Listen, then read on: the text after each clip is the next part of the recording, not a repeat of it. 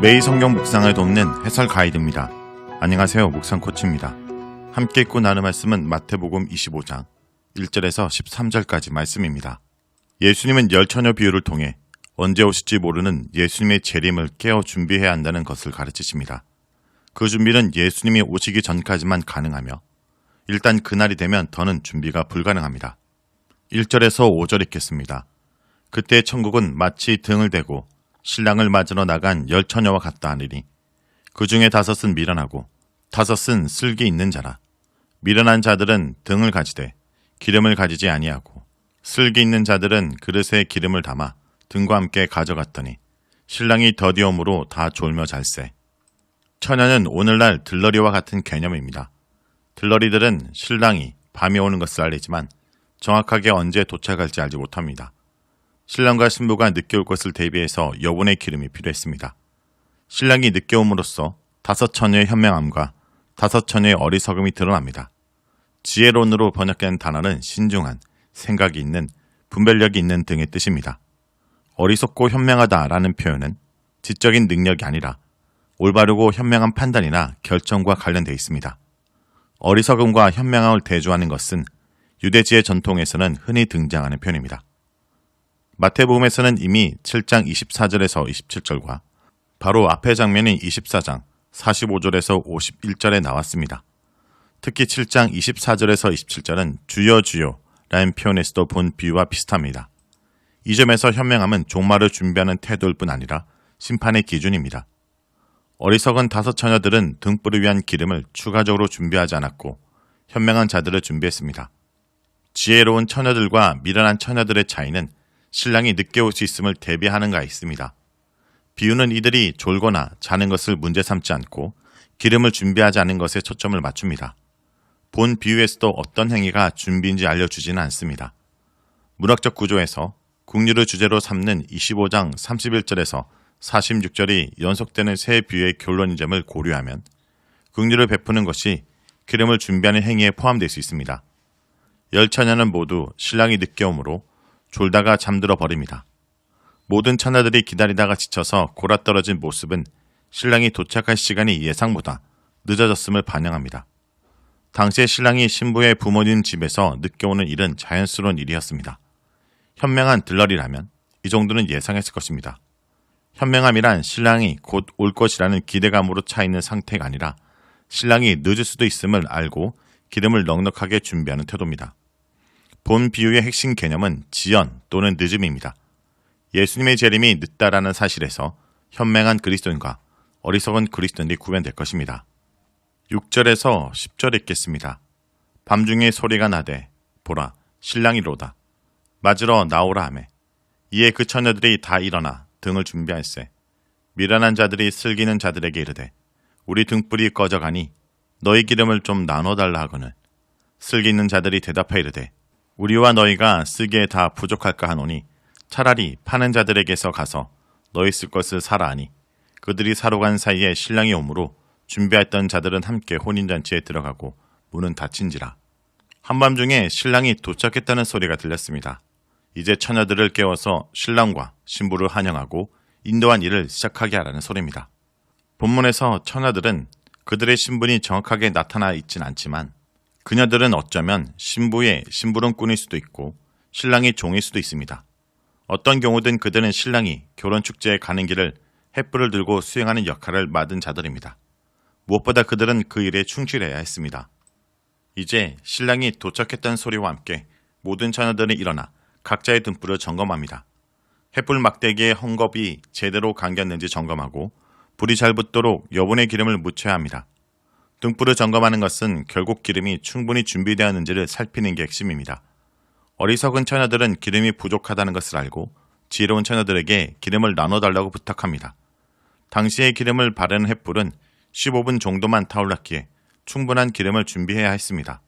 모두들 신랑은 반드시 올 것이라고 생각했지만 어리석은 들러리들은 신랑이 자신들이 예상한 시간보다 늦게 올 수 있다는 생각은 하지 못했습니다.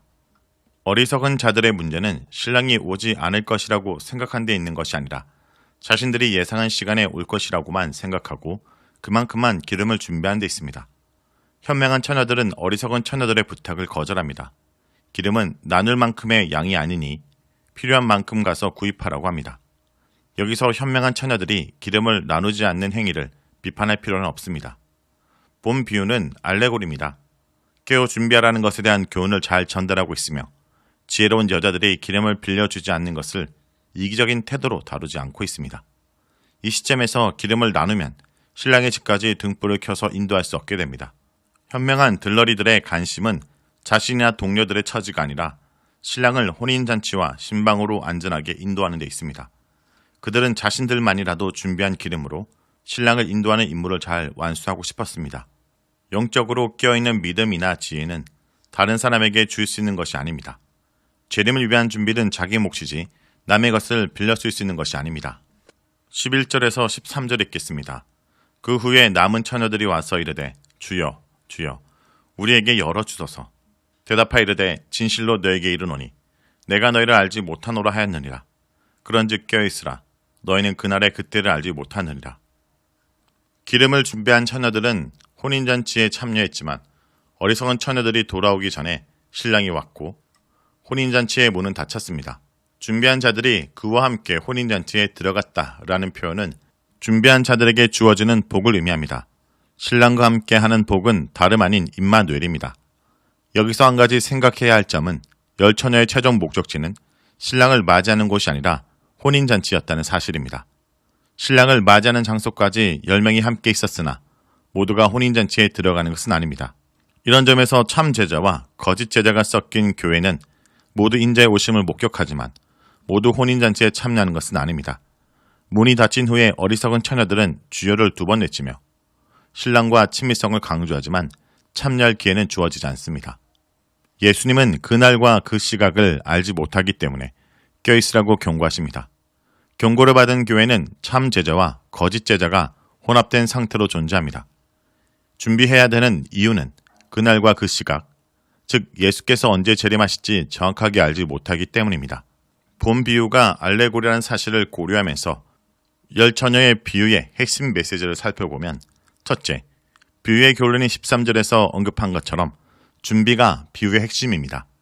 신앙을 준비하는 목적은 인자의 오심을 보기 위함이 아니라 인자와 함께 혼인잔치에서 최고의 복에 참여하는 데 있습니다. 신랑이 오는 것을 본다 해서 모두 혼인잔치까지 가는 것은 아닙니다. 겉보기에는 열 처녀 모두 자고 있었으므로 이들 중에서 누가 진정으로 준비했는지 알 수 없습니다. 이 점에서 교회는 참 제자와 거짓 제자가 섞인 공동체로서 재림까지는 의인과 악인이 공존하다가 참지에 참여하는 여부로 그들이 준비된 사람인지 아닌지가 드러날 것입니다. 그렇다면 무엇을 준비해야 할까요?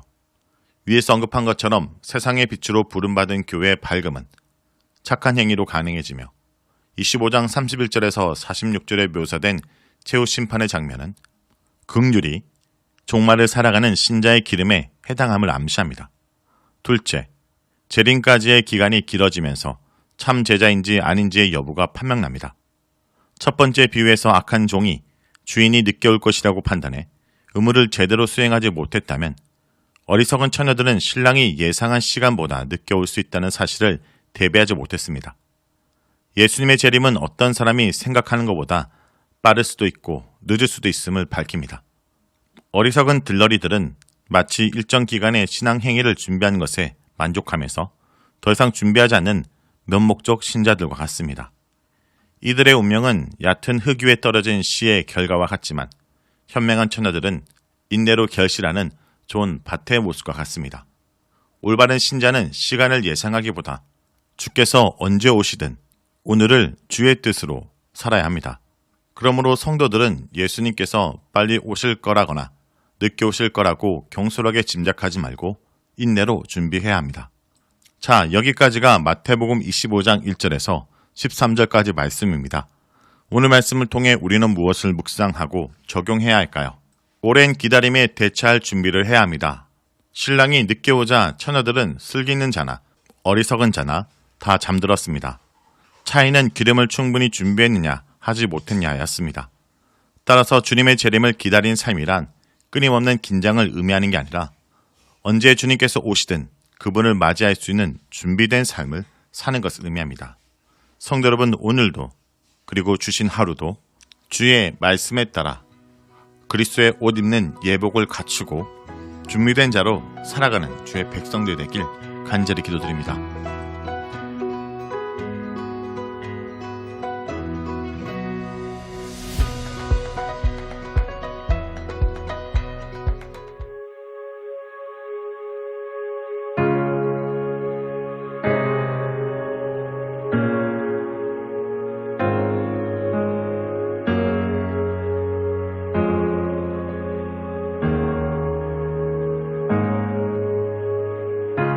주님 내 길 아시네. 흔들린 그 길에도 함께해. 주님 내 일 아시네. 멈춰진 나의 삶에도 늘 함께해. 힘이 되신 주, 항상 같은 곳에서 주가 나의 도움 되시네. 나의 길이 되신 주, 변함없으신 계획, 주가 나의 모든 걸음 되시네.